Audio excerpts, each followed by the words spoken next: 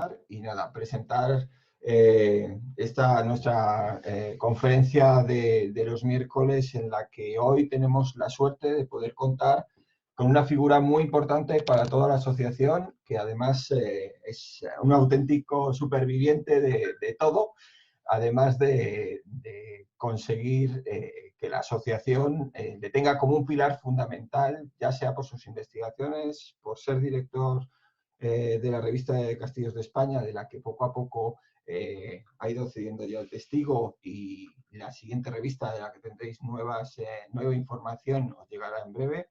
Pero bueno, él ha sido un referente a nivel de investigación también en la Asociación Española de Amigos de los Castillos, siendo director de la revista Castillos de España, con algunos de los monográficos más interesantes que se han podido tener.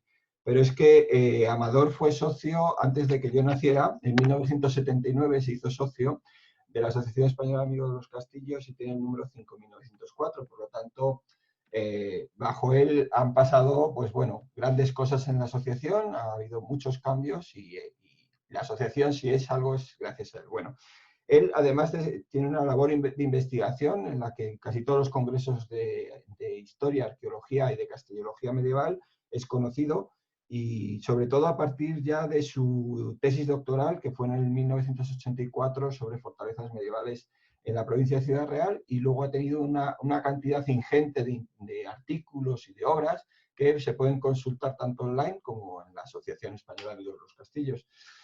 No quiero extenderme mucho más. Desde luego son elogios todo para un amigo Amador, que además todos le tenemos en gran aprecio, sobre todo por una cosa, que es una gran persona. Y bueno, sin más, os dejo con esta conferencia que agradecemos todos que nos des, y nada. Bueno, pues muchas gracias, Miguel, pero sobraba la mitad de lo que has dicho. Bueno, que nos conocemos todos hace muchos años. Bueno, vamos a ver. Voy a hablar de algo que todos conocéis y algo que es bastante común, y es las entradas a las fortificaciones medievales y sus defensas. Como base del título, como podéis ver, he utilizado la puerta de Toledo de Ciudad Real. Ya sabéis que es muy difícil hablar de fortificaciones medievales en general, entre otras cosas porque el medievo empieza con los visigodos y termina con la conquista de Granada. Yo me voy a centrar fundamentalmente en la época, digamos, los siglos X a XIII, y sobre todo en la zona de Ciudad Real, que lógicamente pues es la que mejor conozco, aunque haré alguna breve referencia a etapas anteriores. Como todos sabéis, el tipo de vida de la Edad Media exige la fortificación. Fortificaciones que pueden ser muy sencillas, una simple cerca más o menos circular, y a veces simplemente de madera y con una puerta igual, o fortificaciones muy complejas. Depende, evidentemente, de la capacidad de la población de la que estemos hablando, de su riqueza, en definitiva. Todos conocéis Toledo y ya sabéis que en gran parte el medievo vive verdaderamente del mundo romano.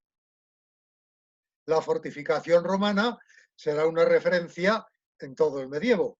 A ver, que se lo digan a los de Zaragoza, por ejemplo, evidentemente, o a los de Barcelona y a tantos otros de España.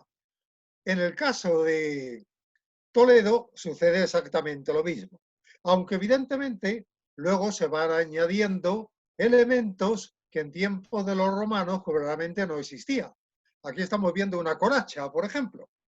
Bien, pero curiosamente, muchas veces la complejidad de una fortificación no está en función de la época en que se erija. Por ejemplo, ahí tenéis las murallas de Ciudad Real. Las murallas de Ciudad Real las hace nada menos que Alfonso X el Sabio. Luego era de esperar una fortificación muy compleja. Pero ¿qué sucede por otro lado? Que tampoco son necesarias. Entonces, ahí tenemos otro ejemplo de condicionante. Se hace una fortificación casi circular, como podéis ver, con múltiples puertas y las puertas en general sencillas. Solo habrá una complicada, la que os he puesto al principio. Claro, evidentemente, las fortificaciones tienen que estar actualizándose constantemente. En el caso de Ciudad Real, los conflictos no serán un problema. También hay que tener en cuenta que las fortificaciones, siempre que se puede, se hacen lo suficientemente amplias para dejar espacios vacíos dentro de ella. No ya pensando mucho en el futuro, que es una posibilidad, sino también pensando en la posibilidad de que se refugie la población de alrededor, de tener también huertas que cultivar para caso necesario o de poder guardar los ganados. Las fortificaciones musulmanas no son muy diferentes de las cristianas. Yo pongo esta porque es un paradigma y al fin y al cabo podría ser una referencia, por ejemplo, para Montiel. Esta es la fortificación de Dal, en Ibiza. Claro, ¿qué caracteriza una fortificación musulmana? Pues normalmente que por un lado está la alcazaba, en la parte más alta. Luego, posteriormente, si se va juntando población suficiente, en el mundo islámico es normal, pues aparece la Medina y luego finalmente los arrabales. Eso vale también para la fortificación cristiana. Este es el Montiel, según los últimos montajes que se están realizando.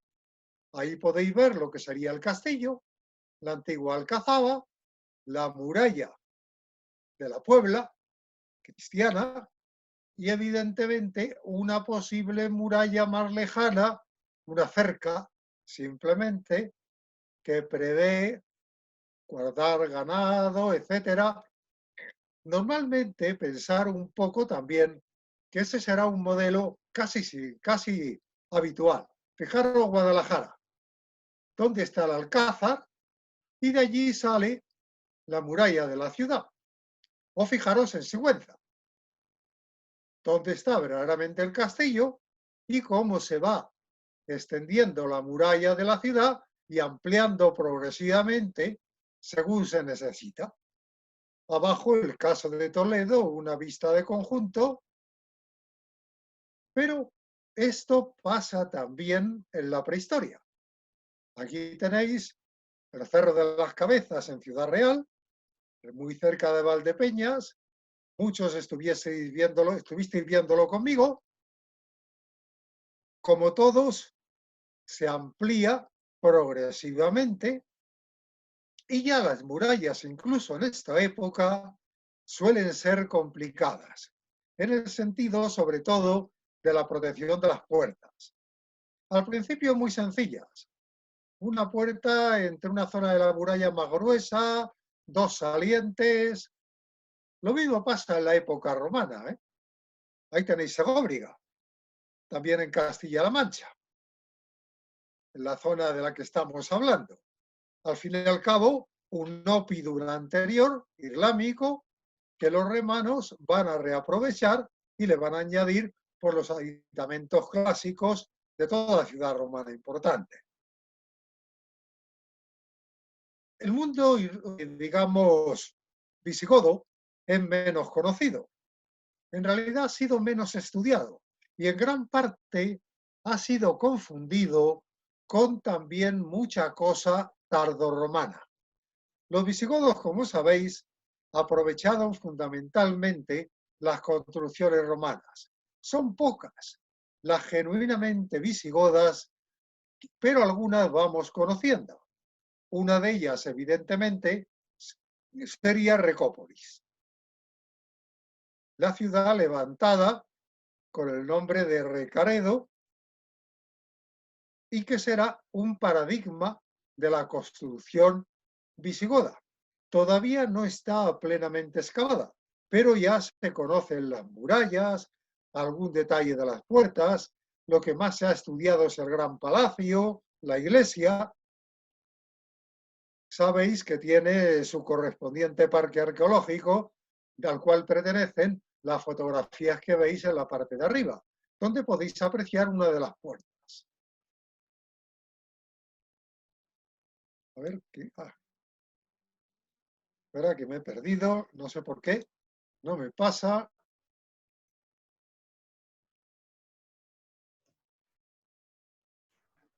Ahora en Cañete A está. ver, voy a volver a cargar. Ujú. Aquí. Otro ejemplo lo tenemos en Cañete. Cañete es una fortificación muy complicada. También con el castillo arriba del todo, como todos sabéis. También muchos lo habéis visto conmigo. Y también con esta muralla tan curiosa en cremallera que muchos atribuyen a la época visigoda. Sin embargo, muchas de las puertas son islámicas, puertas en codo, ya más tardías, luego reformadas evidentemente en época cristiana. Claro, del mundo islámico y en La Mancha, el paradigma es Calatrava la Vieja. Calatrava la Vieja, con su gran entrada estilo arco de triunfo, que todavía no se ha terminado de conocer en la Alcazaba cómo era verdaderamente la estructura interna.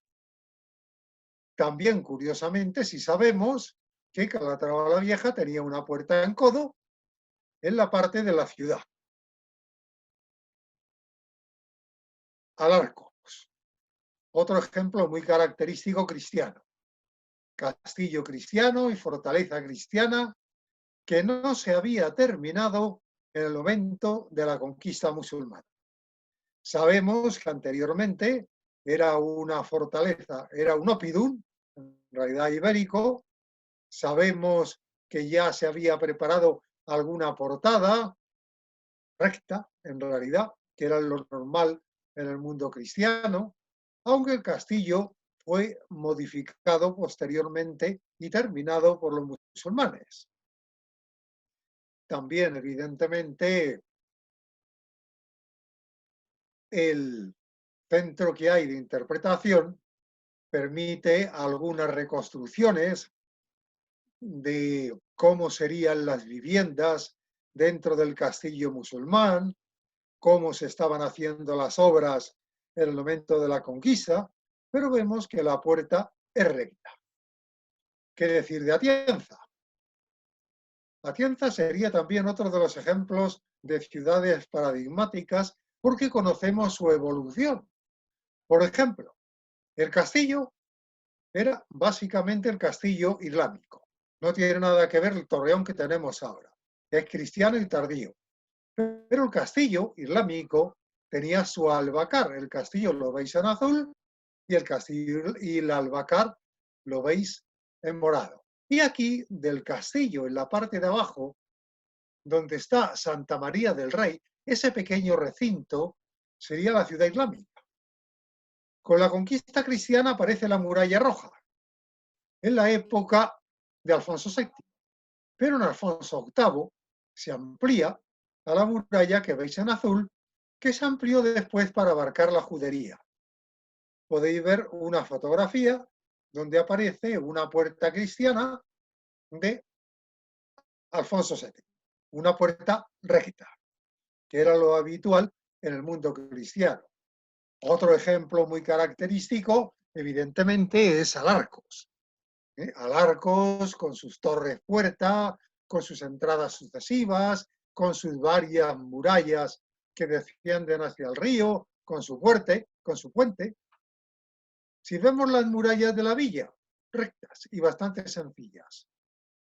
Las murallas del castillo eran más complicadas de la entrada principal hacia el castillo, pero el castillo también era un castillo cristiano tradicional.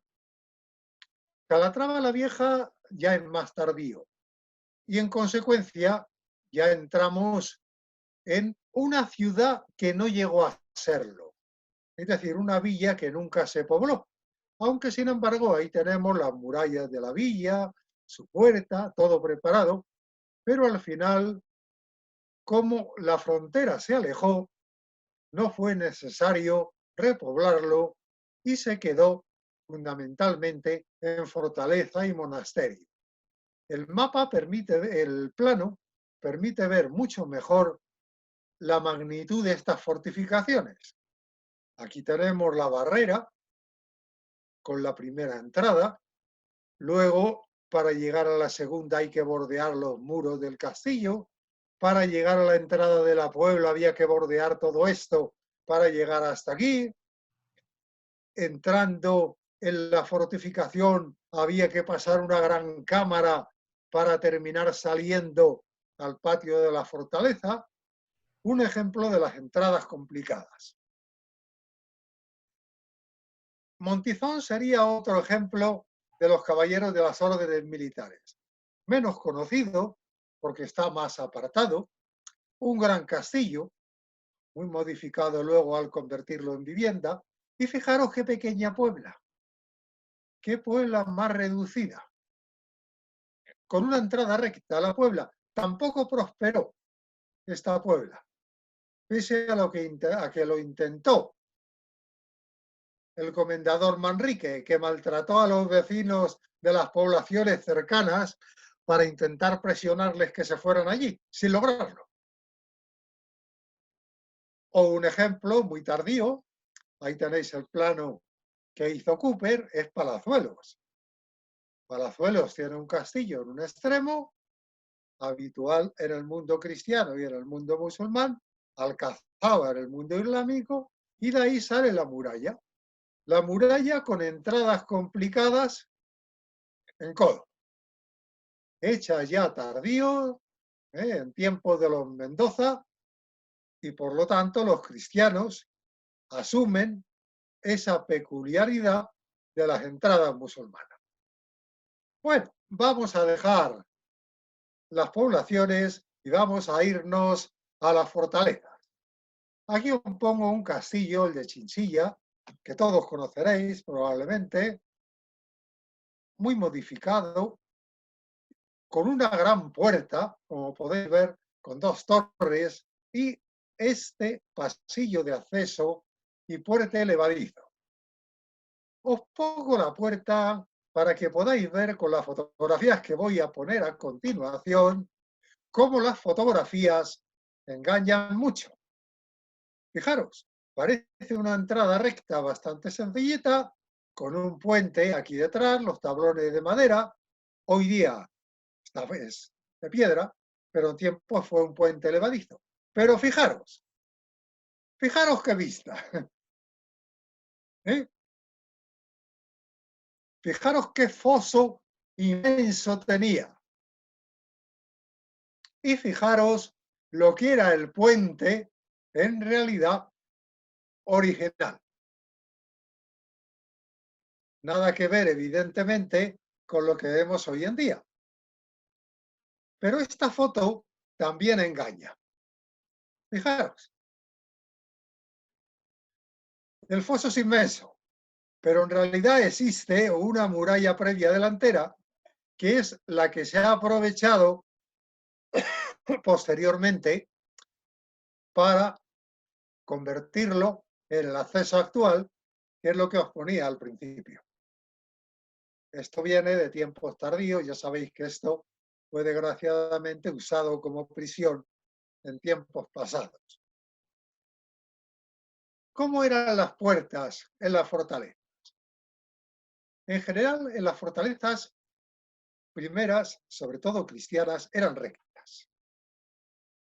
En general, se tendía a protegerla con torres, salvo que las torres de las murallas estuvieran lo suficientemente cerca para servirles de protección. En este caso no es así, es un plano ideal en realidad, y ahí tenéis las murallas. Aquí, por ejemplo, la muralla de Miguel Turra, en Ciudad Real, la puerta de Miguel Turra desaparecida. Ahí podéis ver una puerta típica cristiana protegida con las dos torres. Pero también usaron mucho los cristianos la torre puerta, que es la foto que veis a la izquierda. La puerta de la cadena es la muralla de Brihuega, en Guadalajara. Y abajo podéis ver la puerta del castillo de Bolaños, protegida con tiro de flanqueo por la gran torre desmochada que aparece a la izquierda, en realidad desde dentro a su derecha. Estos son tipos de entrada relativamente sencilla, pero fijaros que los musulmanes también usaron esta puerta durante bastante tiempo. Esta es la gran puerta triunfal de Ciudad Real. Arriba la podéis ver desde dentro, aquí desde fuera, entre dos enormes torres y protegida aquí arriba por una buhedera que permitía defenderla. ¿Cómo era detrás? No se ponen de acuerdo los expertos. Desde luego es probable que de ninguna manera fuera una entrada recta. Es demasiado grande. Claro, esta puerta tenía su foso y su puente levadizo, aunque aquí no se ha excavado todavía.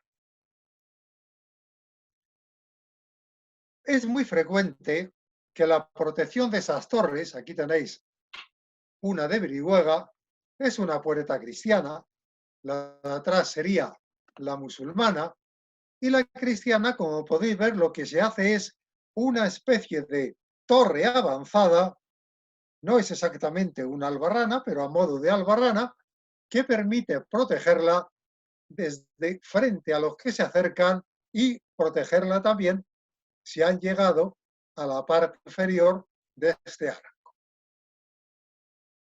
Aquí veis dos puertas, a la derecha tenéis la de Calatrava la Nueva, podéis ver cómo para llegar a ella está protegida lateralmente por la muralla del castillo.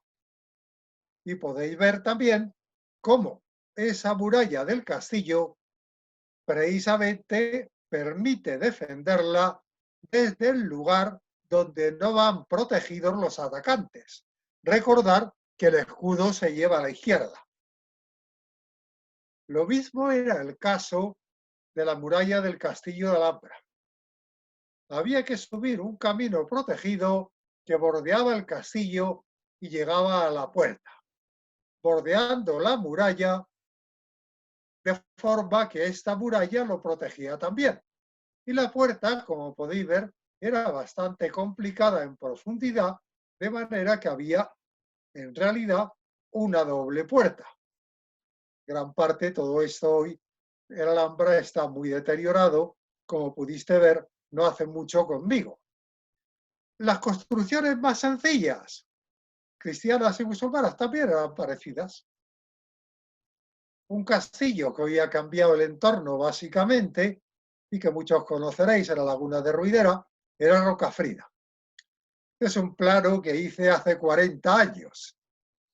Pero aquí podéis ver, en la parte inferior, donde está el torreón redondo, cómo el torreón y el muro cubren el acceso.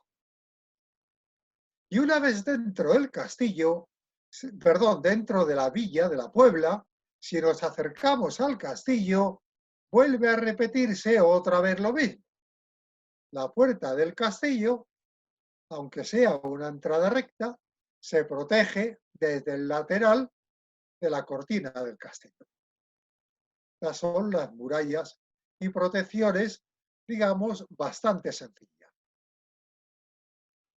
En principio, el castillo de Montiel podía parecer algo parecido. Aquí veis la entrada recta, era el castillo cristiano, pero tampoco era tan sencillo. Tenía su puerta delantera, su puerta trasera. Y yo, en este plano que levanté también hace 40 años, pensaba que la puerta musulmana, no sé si veis mi flecha en la imagen, estaba entre estas dos torres que hay en la parte de arriba del plano y que ahí habría alguna entrada en forma de codo. A la derecha os dibujo una típica entrada islámica. En codo, entrada entre murallas y además podéis ver que detrás hay otra muralla que frena una posible carga de caballería, se logra pasar y dirige a los atacantes a una segunda puerta protegida por otra torre. En la parte de arriba podéis ver una entrada en codo dentro de una torre que si entran pese a la protección de la muralla, nos lleva a la parte inferior de la torre. Desde la bóveda se puede combatir y obliga a forzar una segunda puerta para entrar en el recinto interior. Ejemplos de ese tipo sería la puerta de Bisagra Vieja. La puerta de Bisagra Vieja o de Alfonso VI en Toledo hoy día es una entrada recta. Todos habéis estado ahí. Pero antiguamente, al entrar, se giraba a la derecha. Eso fue modificado después y obligaba, por lo tanto, a doblar. No se podía entrar directamente. Y podéis ver, evidentemente, que estaba protegida por esta torre y la torre que cubría, evidentemente, la puerta. Las dobles puertas sucesivas, con espacio o no intermedio, también fueron características, pero ya de épocas más tardías. De la época de Alfonso X el Sabio, es precisamente la puerta que veis abajo, que es con la que empezábamos. La puerta de Toledo en Ciudad Real. Puede ser defendido el espacio interior desde arriba y hay una doble puerta. Es muy corriente este tipo de entrada que veis aquí arriba. Torre, patio, torre, con lo cual doble puerta. Todos conocéis también la puerta de Bisagra Nueva o llamada puerta de Carlos V, modificada en tiempo de Carlos V, pero fijaros que tenía ese tipo, una puerta con sus torres que al ser forzada llevaba un espacio interior que conducía a una segunda puerta. A mí me gusta mucho en ese sentido Toledo. Claro, todo eso es posterior, pero si vemos el Toledo original, pensar que la muralla de Toledo nacía, en el caso de la Puerta del Sol, detrás de la Puerta del Sol y bordeaba la puerta que hay detrás, que es la Puerta de Alarcones, para continuar hacia la ciudad. Luego se hizo esa calle que baja y luego la calle posterior delantera, pero en tiempos antiguos esto no existía. Había que forzar la Puerta del Sol y si se lograba forzar, luego la Puerta de Alarcones, bordeada por muralla, evidentemente todo tiempo a la derecha. A ver si puedo pasar, que ahora mismo no me deja. A ver. A ver. Aquí. Fijaros, en la parte de la izquierda estáis viendo una fotografía bien antigua, evidentemente, de cómo era el sistema. Aquí tenéis la Puerta del Sol y ahí veis la Puerta de Alarcones. La Puerta de Alarcones fue muy modificada, pero evidentemente era una torre con su terraza defensiva. A la derecha tenéis otra fotografía antigua, donde veis la demolición de la muralla que bordeaba la Puerta del Sol. Que llegaba a la Puerta del Sol y seguía paralela hacia la Puerta de Alarcones.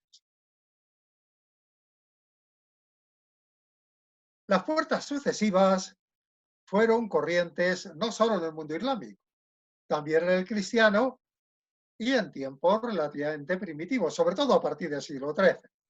Todos conocéis la puerta clásica de Zorita de los Canes, hay que subir, llegar bordeando la muralla del castillo y llegamos a una puerta omeya, modificada después por los cristianos.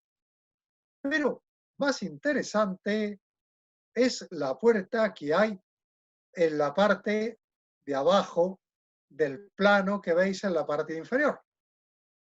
Para llegar a esa puerta había que ir bordeando totalmente las murallas del castillo. Y aquí se cruzaba la torre puerta con arco apuntado que veis a la derecha. Había que penetrar en esta zona que veis aquí delante, que sería el equivalente al albacar islámico, y luego, tras atravesar el foso, forzar esta otra puerta del castillo. Como podéis ver, las puertas no son tan sencillas de forzar, aunque evidentemente sea durante mucho tiempo el lugar quizá más fácil para entrar al castillo. Otro ejemplo cristiano claro es el de Almenara. Si el de Almenara vemos en la entrada original, no es esta que hay aquí, porque esto es un recinto amurallado que se añadió después. La entrada original estaba aquí abajo. Había que entrar a este patio previo, aquí. Esta era la entrada original. Y seguir lo verde, esta zona amarilla, digamos un tanto ocre, que muestra el segundo recinto. Y el tercero, finalmente, era el que daba acceso al castillo. Cuando se añadió el recinto preparado para artillería, se puso otra entrada más aquí delante, también como podéis ver en codo. Entrada en codo, y luego finalmente, tras bordear la torre, entrada a la fortificación. Es decir, las entradas se cuidan muchísimo. Y vamos a llegar a la última parte, la defensa de las puertas. Claro, como todos sabéis, no estoy diciendo nada nuevo, esto lo sabéis todos. Y todo lo que he dicho lo sabéis todos. Es recordaros viejos recuerdos simplemente. La defensa de las puertas va a estar en función de los medios que usen los atacantes. Evidentemente, no es lo mismo defender una puerta de un tropel en masa de atacantes que no tienen más medios que ellos mismos para reventar la puerta a hachazos, estilo vikingo, que si hay que defender una puerta de arietes, de fondíbulos, de ya medios de combate mucho más complicados. Cuando aparece el ariete, no ya el tronco simple que podían llevar los primeros, que era relativamente fácil de matar a los que lo portaban, pero cuando aparece ya el ariete reforzado, ya las cosas cambian. Lo primero que se va a utilizar para defender las puertas va a ser, como podéis ver, los que veis aquí encima, el tipo de construcción, los cadalsos. Esta construcción de madera que se ponía entre las torres avanzadas, porque desde lo alto de las torres era más difícil llegar a poder atacar a los defensores en la parte inferior, aunque una buena pedrada nunca venía mal, pero más fácil era que la pedrada se pudiera lanzar directamente desde esta zona y además protegido. Recordar que con el paso del tiempo aparecen las bastidas o torres de asalto, los arietes se complican, aparecen las defensas de los atacantes que impiden ser batidos desde las murallas y finalmente aparece la artillería, lógicamente. Bueno, pues esos cadalsos, cadafalsos o cadalsos, era lo primero. Esto es una licencia porque de la izquierda, porque es Carcassonne, como todos sabéis, pero arriba tenemos esa preciosa torre aragonesa, que es la que verdaderamente tiene las defensas tal y como estaban en origen. Este que veis aquí a la derecha es falso. Y para ver que es falso, no hay nada más que ver que debajo no tiene agujeros. Luego, si no tiene agujeros, no vale para nada. Lo fundamental es poder arrojar cosas desde él hacia abajo en vertical. Por lo tanto, esto es una mala reconstrucción moderna, mala recuperación de una de esas cosas.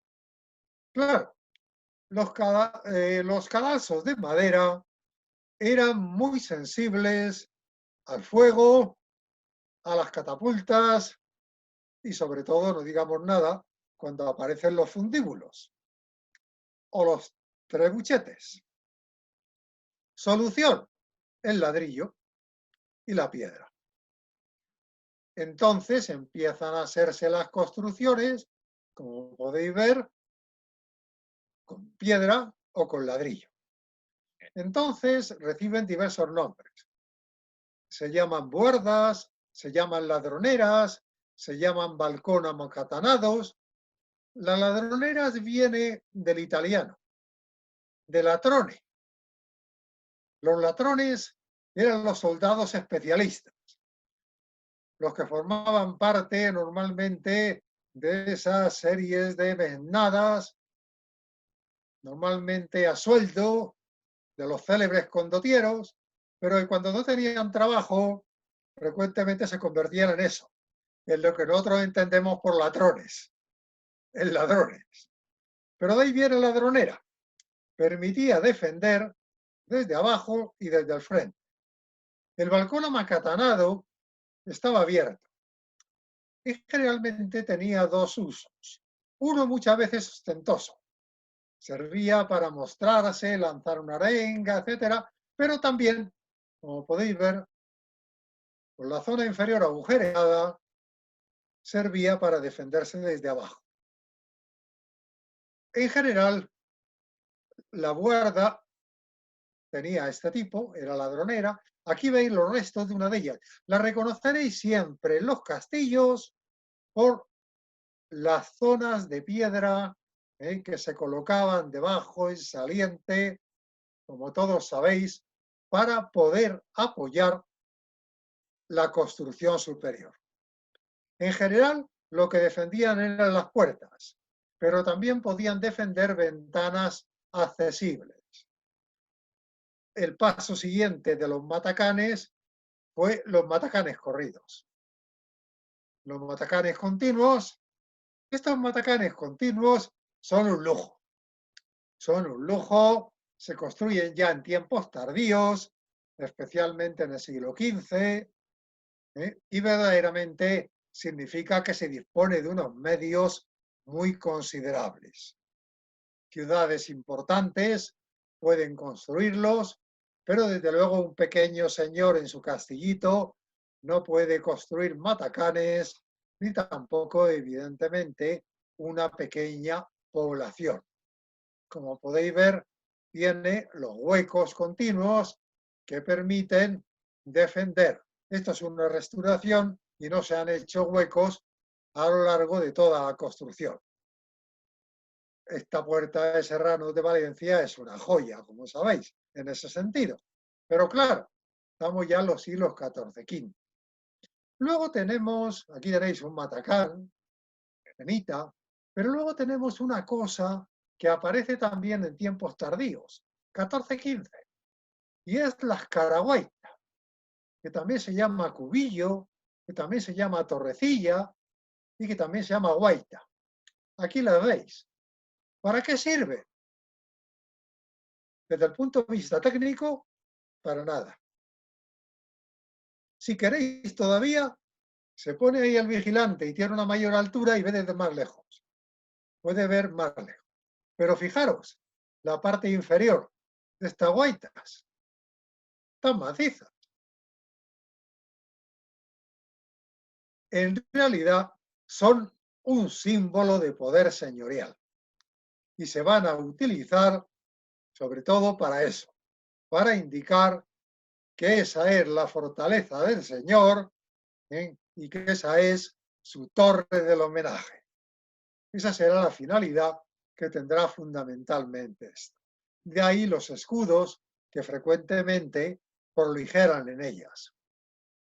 Bueno, también tenemos una defensa vertical importante, además de esas, y es esta.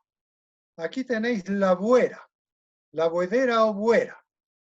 Fijaros, esta que vemos a la izquierda es la de Zorita de los Canes.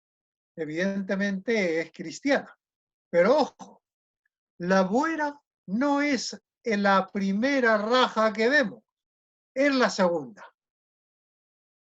En realidad lo que se hace es avanzar un poco la muralla, hacer una especie de balcón amacatanado para construir no un matacán, sino para colocar ahí un rastrillo. Luego volveremos sobre eso. En realidad la buhedera fuera lo que permite es la defensa vertical de la puerta. Por lo tanto, sería esto que vemos aquí detrás. O esto que estamos viendo aquí en Toledo. La puerta tiene en la parte delantera, abajo está la puerta de madera, que no existe, pero tiene esa buera o buhedera que permite defenderla desde arriba. Y llegamos al rastrillo. El rastrillo es otra defensa vertical. En realidad lo que pretende es reforzar la puerta. Pretende reforzar la puerta, de ahí que los rastrillos puedan estar colocados en distintos lugares. Muchas veces tenemos el puente levadizo, que podéis ver aquí a la izquierda, luego tenemos la puerta de madera que ahí no se ve, después el paso con las defensas laterales o verticales y finalmente aquí un rastrillo que sería a modo de segunda puerta en caso de que se venza la primera. Otras veces no. Fijaros aquí en el caso de la fotografía grande. La tenéis, el rastrillo está en el centro.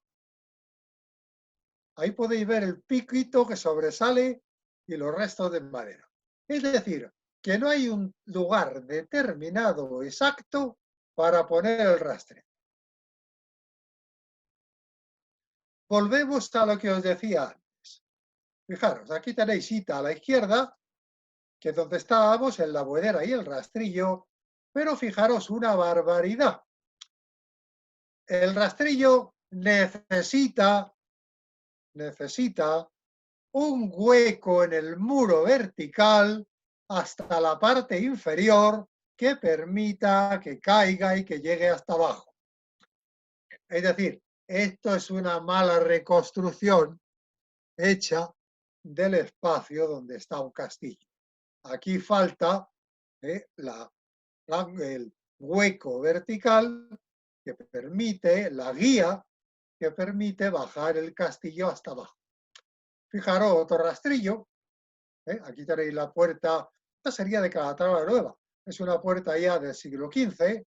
Arriba podéis ver la buera o buhedera, detrás el rastrillo y finalmente la puerta. Por eso os decía que no hay una regla fija. El rastrillo siempre lleva una guía. Siempre, aquí lo veis. Siempre lleva una guía, lo veis aquí arriba, lo veis aquí, una ranura, que es donde se inserta el rastrillo para llegar hasta abajo. Porque si no, se puede mover. Pensar que si el rastrillo no tiene eso, le pegan un espolonazo con un árbol, con un tronco o con un ariete y ¡pum! Salta. Es elemental.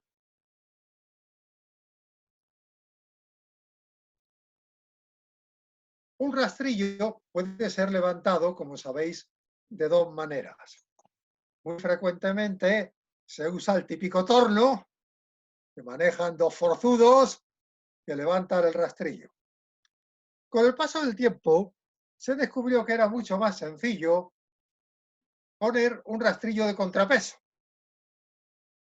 Es decir, que pudiera haber una madera posterior del que colgara una cuerda de la que pudiera colgarse simplemente un hombre y con ese peso, ¡pum!, igual se levantaba él. Igual se levantaba el puente levadizo de esa manera que bajaba el rastrillo o se levantaba el rastrillo.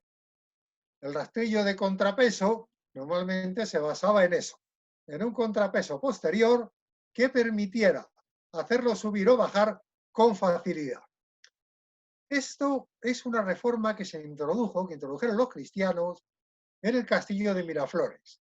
Para llegar a la puerta había que bordear la muralla y luego el castillo islámico tenía una entrada recta. Suponemos, porque detrás no hay construcciones. Ahora, luego, encima, fijaros la fotografía de arriba a la derecha, encima se hizo ese hueco que podéis ver para colocar el rastrillo y parece ser que allí no había mucho espacio para colocar un contrapeso y que se colocó en realidad una madera con un bloque de madera con cuerdas que permitiera subirlo y bajarlo con facilidad. Es un plano aquí abajo que hice también hace 40 años y que todavía siguen copiándome una y otra vez por ahí. Aquí lo tenéis. Este es el hueco del rastrillo en el castillo de Piedrabuena. Fijaros que es una construcción bastante tosca, porque en realidad el conjunto es bastante primitivo. Muy escaso y raro es una construcción defensiva de la puerta que se llama el buzón apagafuegos. El buzón apagafuegos, fijaros, es una especie de guía que veis aquí, esa especie de rebaje en el muro que permite conducir el agua que se arroja desde arriba encima justo del fuego que puede haberse prendido en la base de la puerta. Digamos que la misma, también algo así, se podría hacer con la buhedera, arrojar desde arriba los cubos de agua, por así decirlo, sobre el fuego. Pero esto parece ser que permitía conducir el agua más exactamente sobre la parte central de la puerta. También en la puerta tenemos que tener en cuenta, en una puerta, en la solidez de una puerta, su construcción. La puerta normalmente sabéis que suele ser de madera y en general se refuerza con herrajes para darle más solidez. Pero a eso volveremos después, porque nos falta las defensas horizontales. Hemos visto las verticales y ahí tenéis una de esas ladroneras de las que hablábamos antes. Ojo, que en muchos sitios se pueden confundir con las letrinas. Con las letrinas que existen en los castillos en tiempos tardíos. Es difícil encontrarlas más que a partir del siglo XIII. Bueno, las defensas horizontales son las que más conoce todo el mundo. Las típicas saeteras, las aspilleras, lanceras, troneras, como queráis llamar. Desde luego, recordar siempre que lo que nunca se hacía en la Edad Media era desde la parte alta de las murallas tirarse lanzas al enemigo. Primero, porque probablemente no le darían, y en segundo lugar, porque se la llevaban. Y era el perder un arma importante. Lo que se disparaban eran flechas, fundamentalmente, y piedras. La piedra era importantísima. Pero la flecha no solo se dispara desde arriba, sino también desde algunos lados intermedios de los castillos. Pero aquí tenemos otra cosa también muy característica. No hay que confundir las saeteras con las simples rajas que parecen saeteras, pero que son hechas para iluminación. En general, un arquero necesita un espacio para moverse detrás de la saetera. Por ello, la saetera debe ser suficientemente amplia. En general, cuando aparece un círculo, estamos ante una tronera. Es decir, que lo que ahí se usa es un arma de fuego. Aunque también, evidentemente, la tronera permite usar una ballesta frecuentemente detrás. La cruz lo que permite es un mayor ángulo de visión. Difícilmente se podía disparar de una de nuestras troneras con los típicos arcos ingleses enormes que tenían la altura de un hombre. En general, están preparadas para otro tipo de arcos y sobre todo para ballestas que se usarán desde muy temprano. Luego tenemos las defensas horizontales puras para armas de fuego, que serán ya las cañoneras o las buzoneras. Eso en general es muy raro que existan en los castillos, salvo que sea una fortificación muy tardía, como la de Cardenete en Cuesta, construida ya, estamos en siglos tardíos, nunca antes del siglo XV final, siglo XVI, y preparada, como podéis ver, con múltiples buzoneras para armas de fuego. Cuando se construye algo parecido en los castillos, normalmente suelen ser reformas posteriores. Y claro, si pensamos en las armas de fuego, pensar que en ese tipo de huecos era algo como esto pequeño lo que podía colocarse. Normalmente no. El tipo de cañones de las primeras épocas, porque eran muy difíciles de mover y de ajustar, y en general en los castillos no se usan. Las grandes piezas de artillería se utilizan sobre todo para los asedios, no para las defensas. Se usan más que nada para batir las murallas y será muy tarde cuando empiecen a ser mejor y tener más potencia que los trebuchetes. Tendríamos que irnos a la segunda mitad del siglo XIV para que esto sea así. Y entonces muchos castillos, como podéis ver aquí, se refuerzan con barbacanas, con construcciones avanzadas, en muchos casos adaptadas para la artillería. Ahí tenéis tipos de estribos, tenéis de tornos para levantar puentes levadizos. Aquí tenéis, en cambio, un puente levadizo de contrapeso. Estas ranguas o huecos que veis aquí encima de las puertas nos hablan de la existencia de esos alojamientos de las maderas, y estas cadenas en general con estos pequeños huecos nos hablan de tornos en la parte interior del castillo.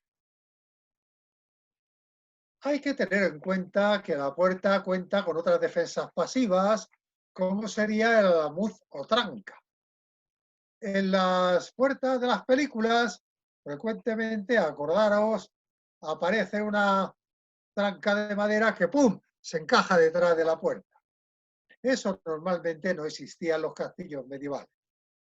O era una puerta rudimentaria, o normalmente existía este alamuz, que es el nombre técnico, que era una gran tranca de madera que estaba empotrada en el muro, que salía y se metía en su gorronera o hueco colocado al otro lado.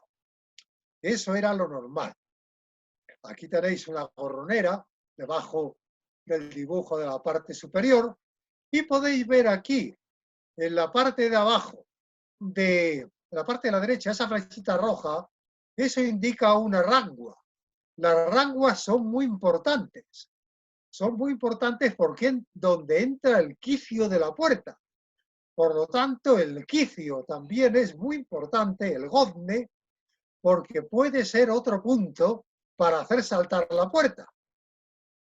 Es otra cosa a tener en cuenta, evidentemente, en las puertas. Claro, primitivamente ya sabéis que una defensa de las torres era las escaleras que permitían romperlas en caso de acceso, y entonces era muy difícil llegar a la puerta. Las puertas podían ser muy sencillas. Pensar que ahí nos encontramos con una torre que ha renunciado a los caballos, que esa es otra cosa. También hay patines de piedra, pero esos son más tardíos. Igual que el uso cerrojos, que veis aquí abajo, que también es muy tardío. Otra defensa de la puerta, aquí lo podéis ver, es las puertas forradas de hierro.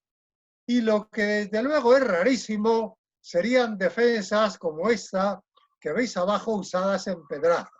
Eso es una reconstrucción moderna. Eso se usaba en la India para evitar que los elefantes pudieran, golpeando con sus cabezas, reventar las puertas. ¿Os acordáis los que estuvisteis conmigo en la India? Pero desde luego no, porque en España no había elefantes. Entonces, eso es en realidad una construcción que es puramente decorativa moderna. Bueno, pues aquí acabamos y lo que no voy a poder estar es a un posible diálogo posterior. Me encantaría, pero perdonadme, pero ya sabéis que tengo mi mujer a la que tengo que atender, ¿eh? Y llevo una hora sin hacerle caso y tengo que volver con ella. Así que muchas gracias a todos y espero sencillamente que os haya entretenido. Nada más. ¿Eh? Muchas gracias, Amador, y muchísimas gracias. Muchas gracias, un fuerte aplauso, Amador. Ya sabéis que eso sobra. Sí, muchas gracias. Una de Gracias. Una lección. gracias y Gracias, maestro. pero Gracias, salgo. Gracias, Amador, gracias por esta conferencia tan interesante. Te dejamos entonces ir, pero bueno, antes de nada, gracias por habernos hecho esta reunión de todos estos castillos, que francamente ha sido espectacular. Le dejamos que se vaya, pero bueno, si queréis alguno comentar algo, pues somos unos cuantos, también están unos cuantos expertos también sobre fortificaciones, como está Jorge por aquí, unos cuantos más. Si queréis hacer alguna pregunta, simplemente podéis activar el micro de forma individual y hablamos tranquilamente.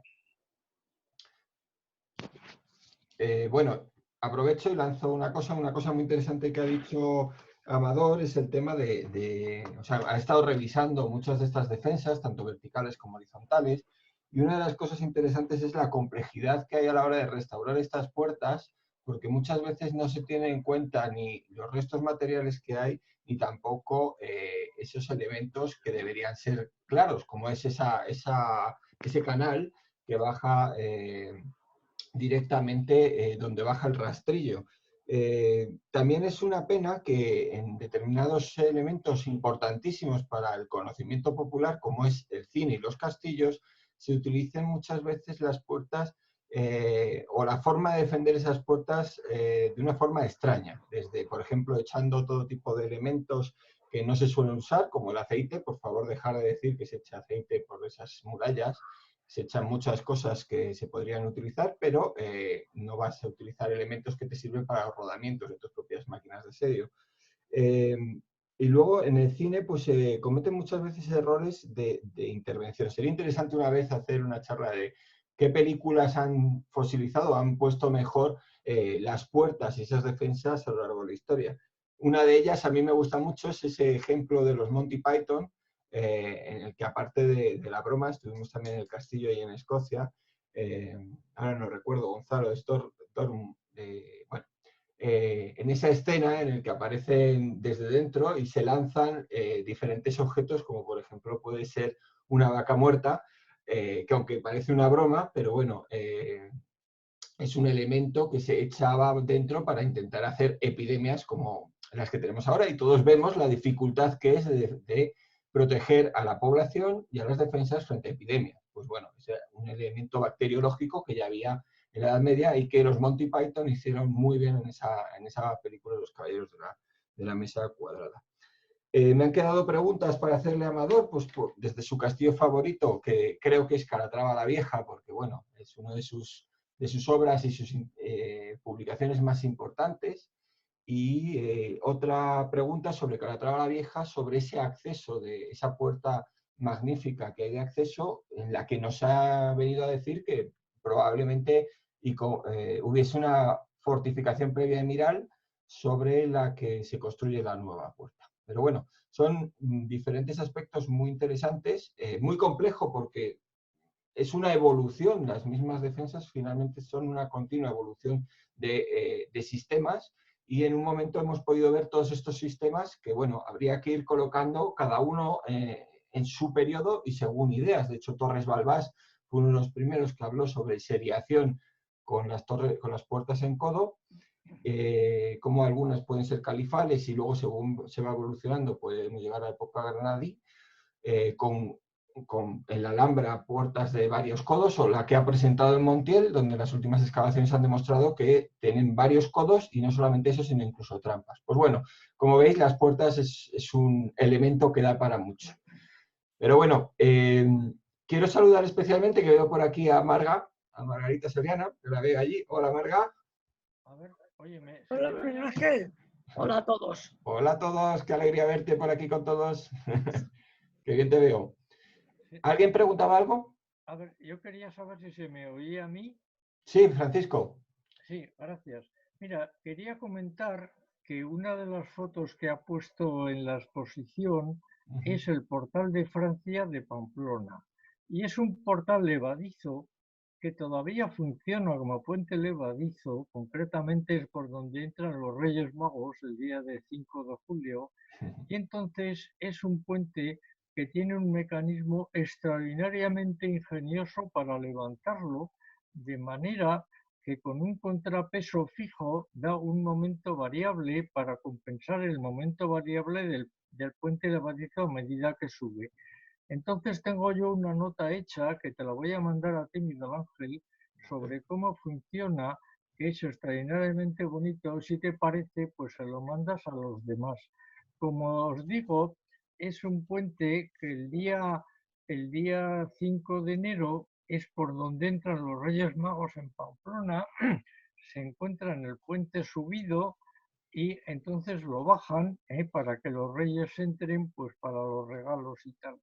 Entonces, me imagino que muchos lo conoceréis, pero es un mecanismo extraordinariamente ingenioso. Así que, Miguel Ángel, te lo voy a mandar para que tú, pues si te parece, se lo mandas a los demás.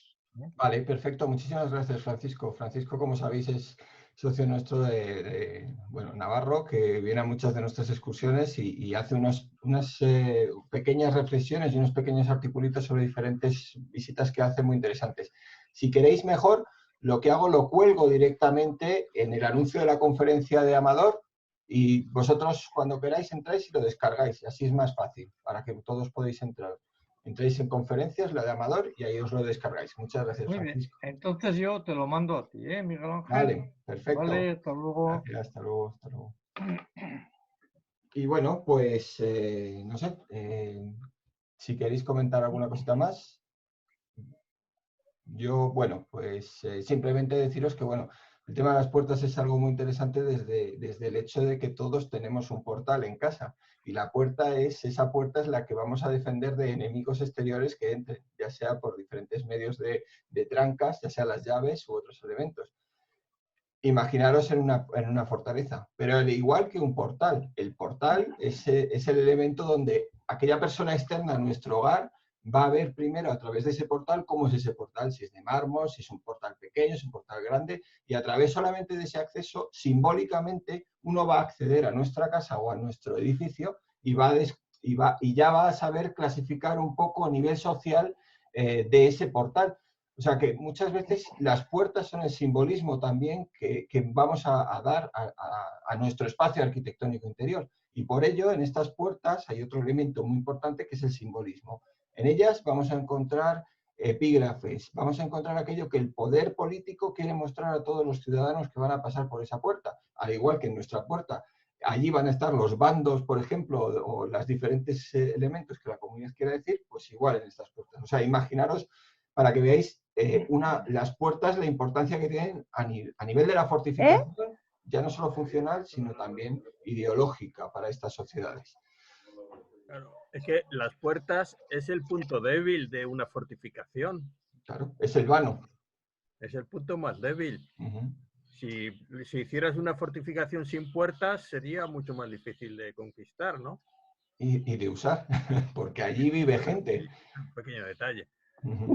De hecho, será el punto débil en el que, muchas gracias a todos los que os vais despidiendo, sería el punto débil y de hecho en el siglo XIX es uno de los puntos principales que se tiran abajo. El abajo a las murallas lo primero que hacen es derribar esas puertas para que el nuevo mundo, la nueva civilización entre y Europa pase de la Edad Media, en España pase de ese oscurantismo previo al 19 y con el abajo a las murallas lo primero que hacen es tirar las puertas para que puedan pasar camiones, grandes, el comercio pueda pasar de una forma más abrupta, ¿no? En otras ciudades, por suerte, se utilizan las puertas como, en ese caso, como pasa en Madrid, como plazoletas y se convierte la puerta de Alcalá, pues eso, en un mero elemento decorativo, pero bueno, eso fue una puerta, entre otros elementos. Una puerta con otras funciones, también fiscales, pero bueno, para que veamos que las puertas han sido también muy importantes y siguen siendo. Pero bueno, no quiero divagar mucho más sobre el tema. No sé si tenéis alguna duda, algo interesante que queréis añadir. Si no, pues nada, indicaros que, bueno, mañana tenemos una conferencia muy interesante respecto a los sistemas constructivos de la antigua muralla romana de Barcino y que nos representa nuestra delegación de Cataluña. Y bueno, hemos sido 65, espero que, bueno, que mañana seáis de igual forma y os animéis tantos a una conferencia también muy interesante. Y bueno, sin más, pues nada, animaros, deciros que muchas gracias por estar, muchas gracias por acompañarnos cada día en estas dos conferencias que estamos dando, que para nosotros también nos anima mucho veros a todos por aquí, ¿de acuerdo? Pues nada, sin más, si no tenéis nada más que contar. Miguel, muchísimas gracias. Ha estado fenomenal y ojalá, bueno, yo creo que tiene un gran éxito y os felicito por el esfuerzo. Gracias, Pilar. Muchísimas gracias. Muchas felicidades, Miguel. Gracias a todos vosotros por estar ahí. Un abrazo a todos. Adiós a todos, hasta la próxima. Hasta la próxima. Cuidaros todos. Adiós. Mucho. Adiós. Adiós, Marga. Encantado de verte. Qué alegría me ha dado. Adiós, Una llamada. Adiós a todos. Adiós, Lola. Adiós, Miguel, que ya te echaba de menos. Chao, yo también, Ignacio.